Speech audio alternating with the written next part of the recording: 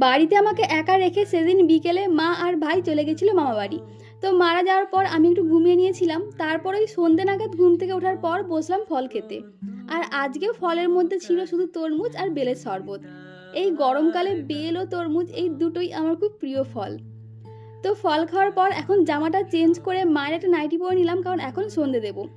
আর আমার মা বলে যে যেই জামাটা পরে সারাদিন ধরে খাওয়া দাওয়া হয় ওটা পরে সন্ধে পাতি দিতে নেই, তাই বরাবর সন্ধে দেওয়ার আগে আমি জামাটা চেঞ্জ করে নেই।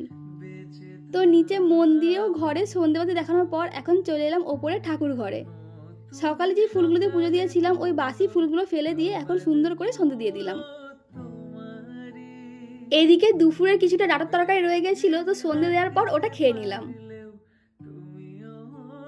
এরপর একটু ফ্রেশ হয়ে নিয়ে বসলাম আমার নাইট টাইম স্কিন কেয়ার করতে। আর আমার স্কিন কেয়ার বলতে বিশেষ কিছুই নয়, শুধুমাত্র ফেস ওয়াশ দিয়ে মুখটা ক্লিন করার পর নিজের ফেসের প্রয়োজন অনুযায়ী একটা সিরাম ও একটা ময়শ্চারাইজার, ব্যাস এতটুকুই। আর রিসেন্টলি আমার কিছু ফিজিক্যাল প্রবলেমের কারণে এত পরিমাণে হেয়ার লস হচ্ছে যে মাথার সামনেটা পুরো ফাঁকা হয়ে যাচ্ছে।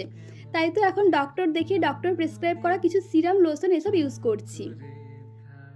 পুরো স্ক্যাল্পে হেয়ার সিরামটা ভালো করে অ্যাপ্লাই করে কিছুক্ষণ ম্যাসাজ করে নেওয়ার পর এখন চুলটা বেঁধে নিলাম। এরপর রান্নাঘরে গিয়ে দুটো আলু কেটে পেঁয়াজ লঙ্কা সব দিয়ে বেশ ভালো করে একটু আলু ভাজলাম, কারণ দুপুরে কিছুটা জল ঢালা ভাত রয়েছে, তো এখন আলু ভাজা দিয়ে ওটাই খাবো।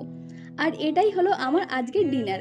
আর এই গরমকালে রাত্রে যতই ভালো মন্দ খাই না কেন এই জল ঢালা ভাতের কাছে কেউ পাত্তাই পাবে না। একদম অল্প করেই ভাত ছিল, তো শুধু ওই ভাতটাকে ঘুমোলে রাত্রে আমার খিদে পেয়ে যেত। তাই ভাত খাওয়ার পর দুধ গরম করে এখানে আমি বড় কাপের 1 কাপ দুধ খেয়ে নিলাম। আর খাওয়া দাওয়ার পর সব থেকে বিরক্তিকর কাজ হলো এই বাসন ধোয়া।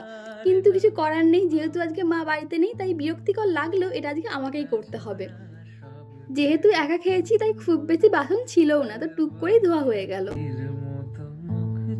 বাসন ধোয়ার পর এখানে কালকে খাওয়ার জন্য কিছুটা ছোলা, কয়েকটা বাদাম একটা বাটিতে ভিজিয়ে রাখলাম, আর অন্য একটা গ্লাসে 1 মুঠোর মতো কিশমিশ ভিজিয়ে রাখলাম।